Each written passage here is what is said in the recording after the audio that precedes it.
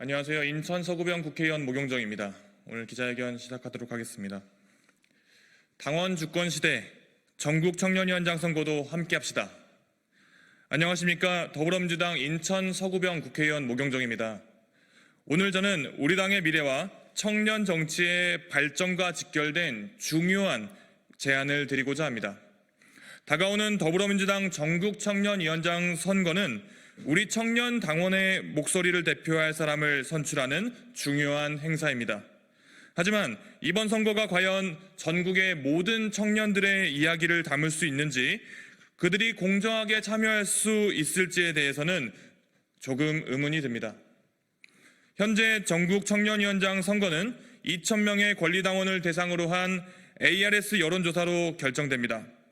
전국의 수많은 청년 당원들이 있음에도 불구하고 일부만 참여하는 방식은 청년 당원의 다양한 목소리를 수용하기에 조금 부족하기만 합니다. 저는 이번 선거가 단지 소수 청년의 의견만을 반영하는 선거가 아니라 더불어민주당 전국 청년 당원들의 축제가 되어야 된다고 생각합니다. 당원이라면 자신의 목소리를 대변할 후보를 직접 선택할 수 있는 그런 권리가 주어져야 하며, 이것이 바로 당원 주권의 실현이고 그 정신 자체일 것입니다. 청년당원 누구나 자신의 가치와 비전을 담을 수 있는 전국 청년위원장 후보를 선택할 기회가 주어질 때 청년위원장의 선거 그 자체의 공정성과 참여도 또한 높아질 것입니다. 이에 저는 더불어민주당 당 지도부께 다음과 같은 제안을 드리고자 합니다. 전국의 모든 만 45세 이하 청년 당원이 참여할 수 있는 온라인 투표 시스템을 도입한 그 선거를 부탁드립니다.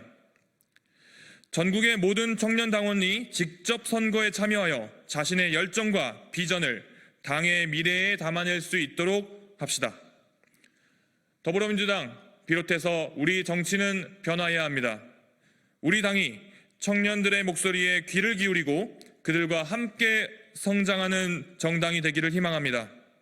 이번 선거가 그 변화의 시작이 될 수 있습니다. 모든 청년당원의 마음을 담은 청년위원회의 시작을 열 수 있도록 온라인 투표 시스템 도입에 대한 더불어민주당 지도부의 전향적인 검토를 요청드립니다. 2024년 10월 3일 국회의원 모경종.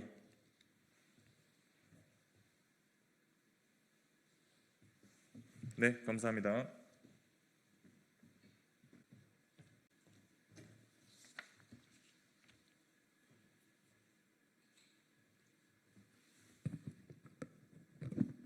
휴일에도 노고가 많으십니다. 2024년 10월 3일 국민의힘 논평 시작하겠습니다. 어제 있었던 국회 법사위 이화영 청문회 관련 논평입니다. 팩트가 한개 있는 것 같다, 굉장히 두렵다는 이화영 씨의 접견 녹취록, 진실은 밝혀져야 합니다. 어제 국회 법사위에서 열린 이른바 박상용 검사 탄핵 청문회는 이재명 대표 방탄을 위한 국회 사유화의 결정판이었습니다. 민주당이 이미 대북송금 사건에서 징역 9년 6개월의 중형을 선고받은 이화영 씨와 그 변호인을 증인으로 부르면서 국회가 졸기에 이화영 변명의 장으로 변질되고 말았습니다.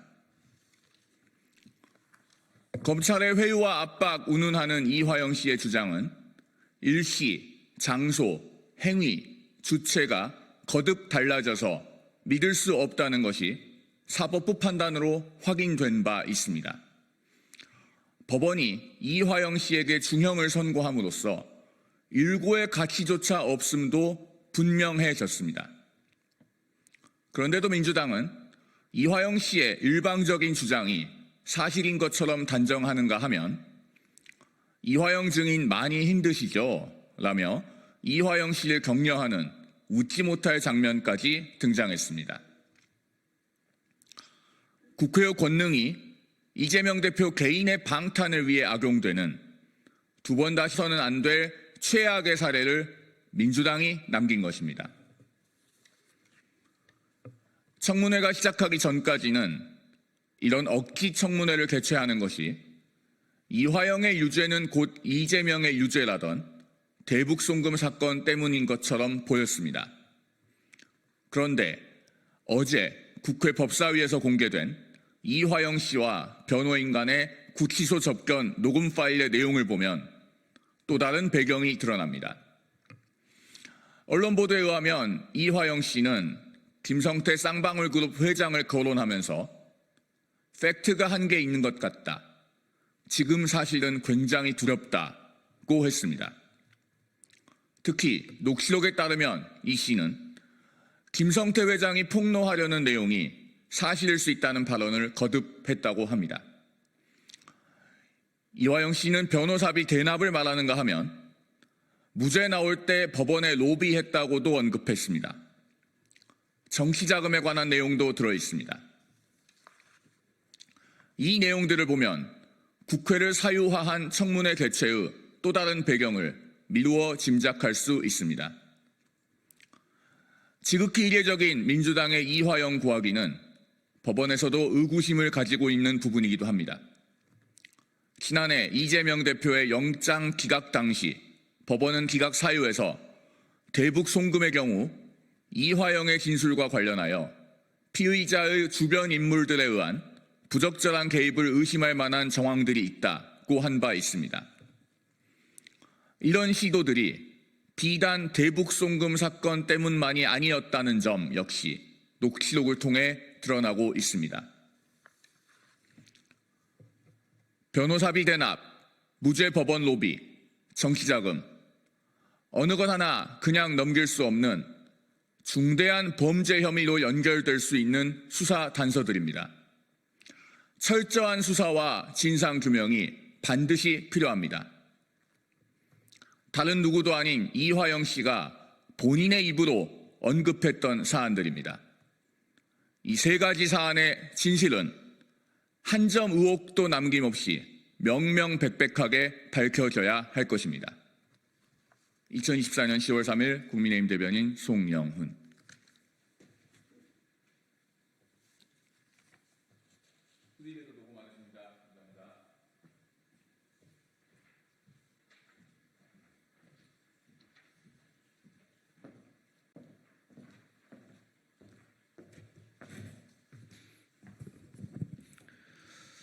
예, 안녕하십니까. 더불어민주당 수석대변인 조성대입니다.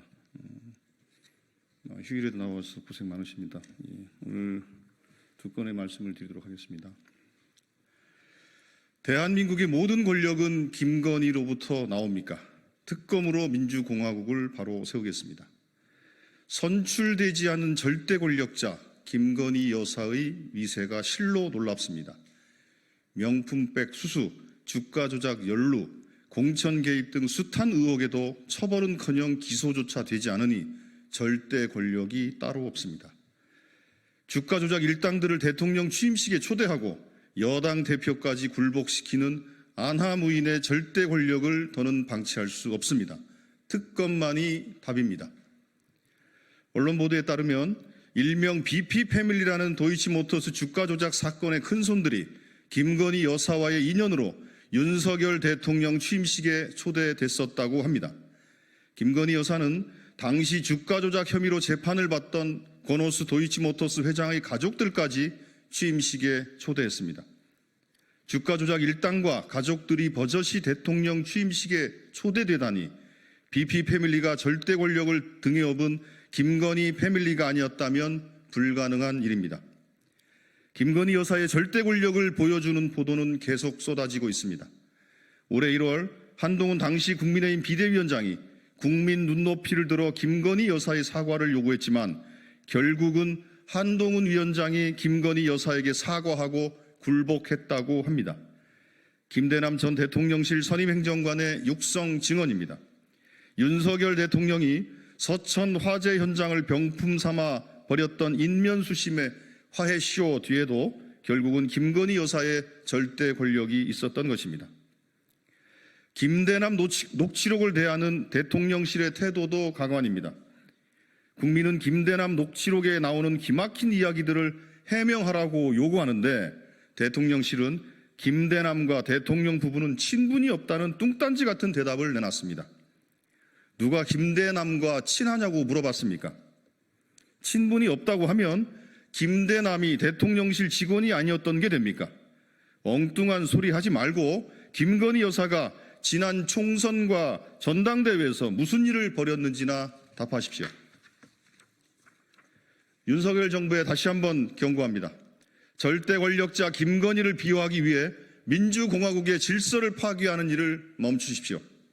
대한민국의 모든 권력은 김건희가 아니라 국민으로부터 나옵니다.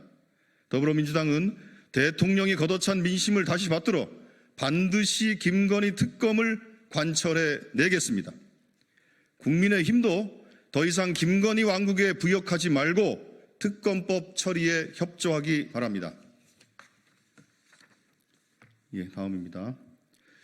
윤석열 대통령님, 김건희 특검법 거부해놓고 식구들 모아 단속합니까? 어제 윤석열 대통령이 국민의힘 원내 지도부와 상임위 위원장, 간사들을 초청해 맥주를 곁들인 만찬을 즐겼다고 합니다. 예상대로 한동훈 대표는 또 따돌렸습니다. 하루 종일 김건희 여사 문제로 국민들 속을 뒤집어 놓더니 해 떨어지자마자 자기 식구들과 술판을 벌인 것입니다. 지지율에 연연하지 않는다는 윤석열 대통령은 국민들 눈치를 보기는 봅니까? 어제는 대통령의 김건희 특검법 거부, 검찰의 명품백 사건 불기소 처분으로 하루 종일 민심이 펄펄 끓었던 날입니다. 그런데 이런 날에 여당 의원들을 불러서 그것도 보기 싫은 사람은 쏙 빼놓고 맥주 파티를 벌이다니 기가 막힙니다. 오늘도 여사님 보위에 성공했다는 자축이라도 하자는 것입니까? 만찬에서 나눴다는 대화 수준은 더 기가 막힙니다. 윤석열 대통령은 일당백의 국감을 주문했고 추경호 원내대표는 야당과 단호히 맞서겠다고 했답니다. 김건희 여사 등이 국감 증인으로 신청된 데 대한 우려도 나왔다고 합니다. 대통령이 방탄 국감을 주문하고 여당이 맞장구를 친 것입니다. 국민의힘 의원들도 한심합니다. 국정감사에서 행정부를 감시하고 견제해야 할 국회의원들이 방탄 국감 지시나 받고 있다니 부끄럽지 않습니까? 국민은 민생 파탄과 의료 대란으로 고통받고 있는데 만찬에서 대통령에게 직언했다는 의원은 눈을 씻고 찾아봐도 없습니다. 술 마실 입만 있고 바른 말 할 입은 없는 것입니까? 윤석열 대통령은 이런 상황에서 오는 일요일 또 해외 순방을 떠난다고 합니다. 김건희 특검법을 거부하자마자 해외로 떠나는 것입니다. 윤석열 대통령은 이런 외교 일정을 두고도 도피성 순방 아니냐는 비판이 나오는 이유를 곰곰이 생각해 보기 바랍니다. 단속하고 피한다고 진실이 감춰질 리 없습니다. 이번 국정감사는 윤석열 정부의 총체적 국정 실패와 김건희 여사의 국정농단을 낱낱이 밝히는 장이 될 것입니다. 더불어민주당은 이번 국정감사를 민심의 시간으로 만들어 갈 것입니다. 이상입니다. 감사합니다.